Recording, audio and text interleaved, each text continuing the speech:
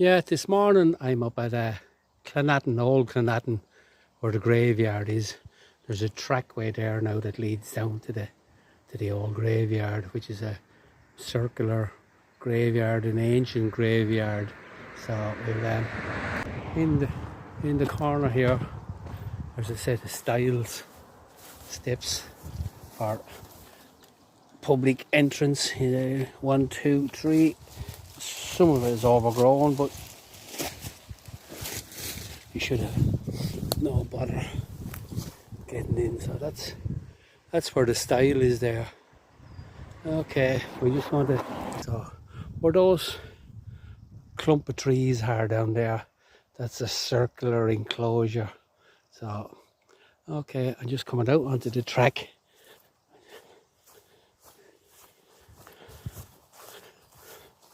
So this track leads down.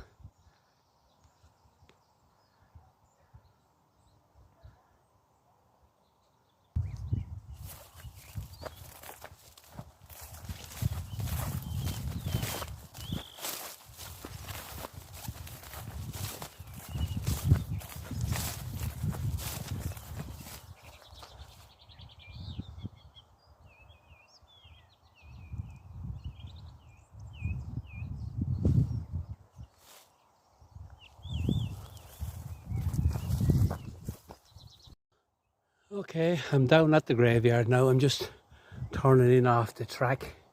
You can see Tara Hill there in the background, and I just wheel around there. Cucina Cora down that way. So this would be we call it the more modern entrance. It's a gate, pretty well overgrown there now with firs, but I believe we had the old entrance with the steps is around the far side, so I'm going to have a look there first. So we'll come back to here if we have to. Yeah, so I've made my way around the circular graveyard here of Clonatton.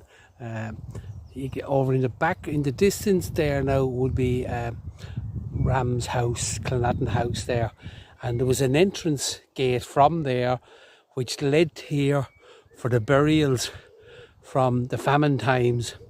These would have come from the Gorey workhouse, and people would have died from cholera and the results of famine and poor health, and they would have mostly come maybe as early as 5 o'clock in the mornings, so as not to offend the public coming through the street, and they would have entered across this field. There's a gate around the far side, but these are the steps. Now these are probably more modern, and we're going to go up the steps now, and we're going up, and now we're coming into Clonatton Graveyard, Old Clonatton Graveyard, belonging to the ancient parish of Kilmacalogue. Now Kilmacalogue, out around Inch, is also a parish, but it's belonging to the Dublin parish. And back during dancing times and drinking times during Lent, you couldn't get a drink maybe in around Gorey, but there was different laws for different rules for out there. But you can see how overgrown. This is why I came here today, just to show you.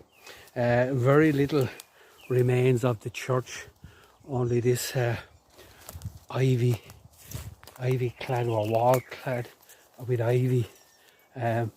Some of the old headstones are here. This would be a Burren headstone, famous there now for the crucifixion there with our Lord and Mary and Jesus standing on a snake there. Here lies the body of John Murphy, who departed his life on the 2nd of March 1800, aged 40 years of age. Lord have mercy on his soul. There's some of these now. Look at the body of Martin Murphy, departed in 1794, age 70. So like he was born in 1724, if my maths is not too bad. Some very early ones here now. I can barely make out anything, but we're just going to take a walk around the graveyard. You can see the elders in bloom there. Now, you're going to get an awful lot of these, what's called love stones. These would have been markers by family in memory of people who couldn't afford a headstone. They were probably from famine times. They may have had nobody left belonging to them. And these stones are all over. You'll see them there. Just little outcrops. Yeah, and then in the odd place, you're going to get these metal ones, but didn't have any names. Now there is, you can see paint, the makings of paint on one of those, and some more on the ground. Let's see now. Look at the workmanship on that. I don't see a maker's name on it. Erected by Dennis Corbin of Gorey. Henry Corbin. 1840, so they're coming up on the edge of the famine. And here's more of these stones just along here. And here's all these grey. Now I know there was several clean-ups over the years. Terry Breen and another Breen man before him, and an own cabinet of Eyre Street also made a good attempt to clean these up. Like, but at one time, Clonatton would have been. You can see all these. Sorry, I keep coming back to these stones and thinking of the poor people that's buried under them with no markers or with no names. Oops, also fell in a hole there. But here's a collection of stones here, and you can see, if I go back over there, they're coming in a circle, moving on, and they go all the way around. And here's a collection. You can actually see the grass bit down there where the rabbits have been eaten, but these were cemented into the ground at one stage. Now I don't know why they're all together in one clump here, but yeah, the church was in there. It's said to be from the 6th to the 7th century, somewhere based on that. Clonatton, meaning Clun Atlin, which is the meadow of the firs. Now on either side of me, even in here, look, these are all, they're not in bloom at the moment, the firs.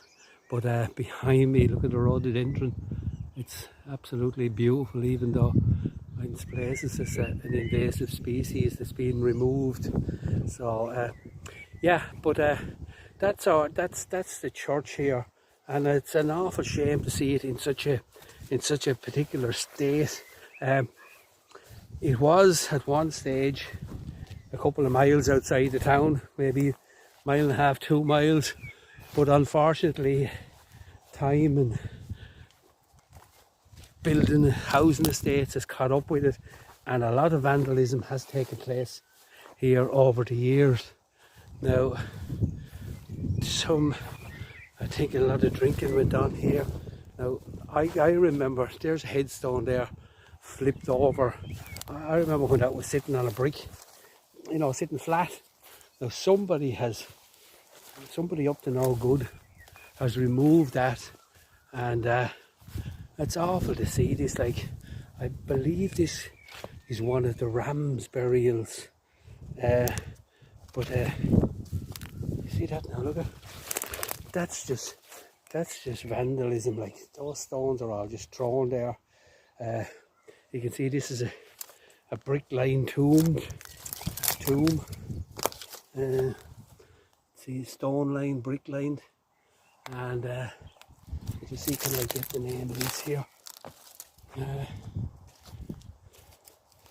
Yeah, I can actually see Stephen Ram on it, and the date is approximately 1845, aged only 8 months. Yeah. Oh God. Awful to see it like that. There's more. I'll try and go out this way.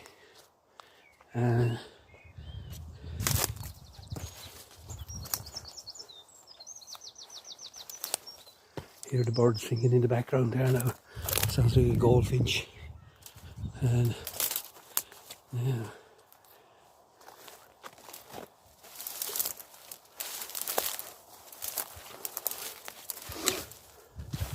Now I know at one time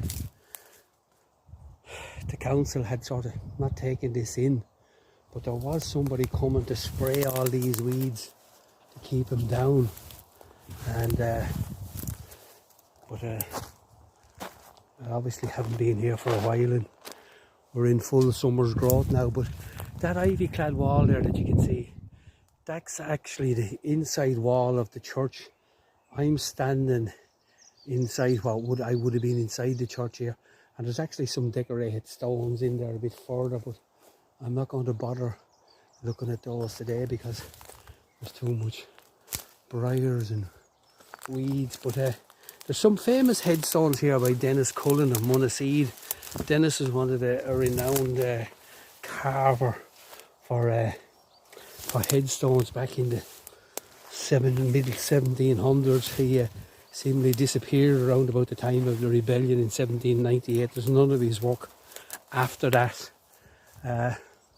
Erected by John Hughes, Georgia Street, Kingstown, in memory of his beloved father John Hughes, Tuberduff, who departed this life on the 29th of March 1876, aged 93. So that was a good age for back then. Like several Hughes on that. I can't make out. I'll try and get some more. Let me see now.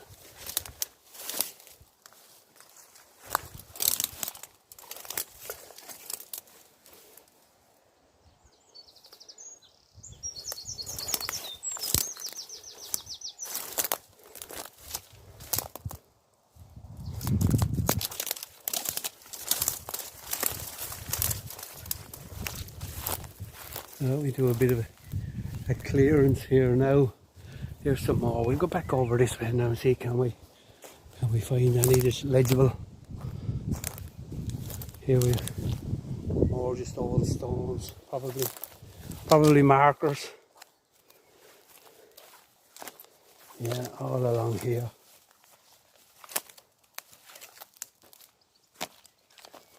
The rushes.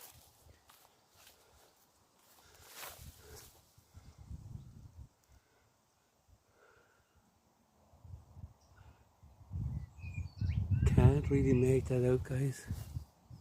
But there's some really old script on this one here, I'd imagine. Aha, here we are. This is the Dennis Cullen one now, and sadly it's damaged. But you can see the depiction here of the crucifixion. And we have Jesus on the cross, and we have the soldier there with his spear stabbing him. We have another soldier standing by, and there we have supposed to be a Roman officer on his horse, but as you can see, D. Cullen, that's the famous Dennis Cullen. And here lay at the oh yeah, I must just say, for the Dennis Cullen, if you're watching out for him, he has a very characteristic H that he uses the whole time, so that's usually a good clue to it. Here lay the body of Patrick Hughes, departed the 17th of May 1781, age 75. So that's a good year for him as well. Like so, well, Dennis Cullen is a fantastic carver. Here's another one, but I think this is probably more of a burn. Can't really see now. It's 1729, and yeah, which is really old. No name on it.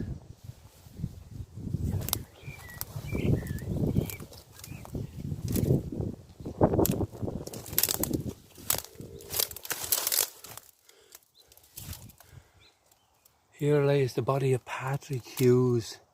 As I say, I can't make out a date. There's a more modern one over here now. We'll probably get a look at this, but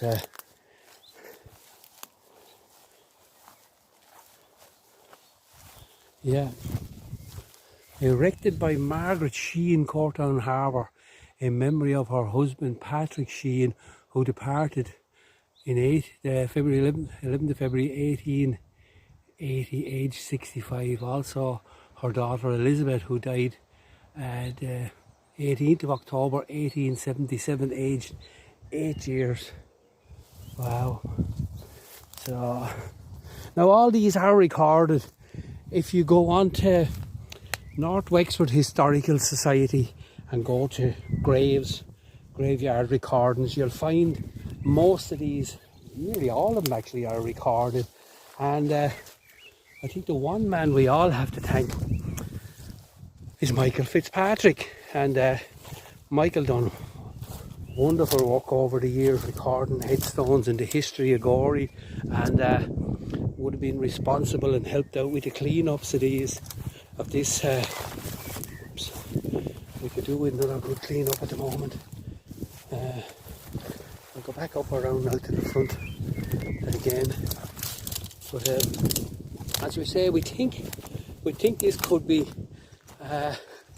from around about the 6th and the 7th centuries, and possibly connected to St. Aidan, which was St. Mogue of Ferns, and some really old stones here, but somebody has been using as their play area, which is no harm if they have respect. Here's a cabinet headstone there. Get it now.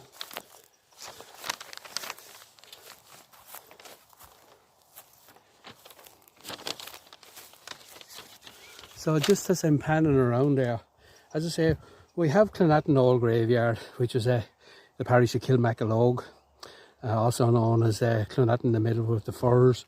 And back in 1940, the body of a German airman, he's actually a corporal in the Germany Air Force. His name was Rudi Waschler. He was washed up off Ballymoney Saline, and he was identified, some papers that was on him, but his body was actually interred here, and the wife, I believe, of the German ambassador attended here. But his body now was later exhumed, which they done with a lot of German forces, and buried in Glencree in Wicklow. So Rudi Waschler and Tom Puddendoyle, as we call him, from the Garden City. Tom actually would have painted a wooden cross that was over his grave for years, but it's obviously rotted away, and the body is gone. Let me see now. Erected by Michael Sunderland of Balliscarton, to the memory of his father John Sunderland, who departed this life the 27th of May 1836, aged 86. So that's Sunderland's.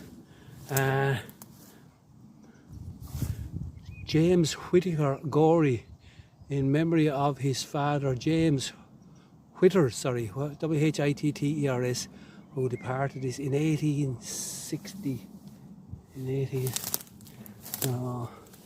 But lads, this is our history. This is our Clonatton graveyard, and alright, it shouldn't be speaking span, but it should be a lot better than it is. We'll just see now who we got here. Erected by Garrett Byrne in memory of John Byrne, who departed this life 1815. But lads, it's awful to see it like this. I'm sure there's a work scheme or something like that could be employed to take down most of it. There was a stone here in the centre somewhere. I think I find it now. Bishop Kaminski, who recently passed away there, said, oh yeah, here we go. Would have been responsible, we're not responsible, held a ceremony here for the blessing of the graves. This was in 1982, and I'll see can I read it. Clonatton Cemetery at the rising of the sun and the more, oh God, lads, sorry, erected in memory of all who lane, but unveiled by Bishop Kaminsky in 1986. So that was done by the committee. So, you know, that's about the last time anything was done with it. As I say, behind that ivy there now is the walls of Clonatton Church, or Kilmacalogue. Oh, I'll do one last pan around there now.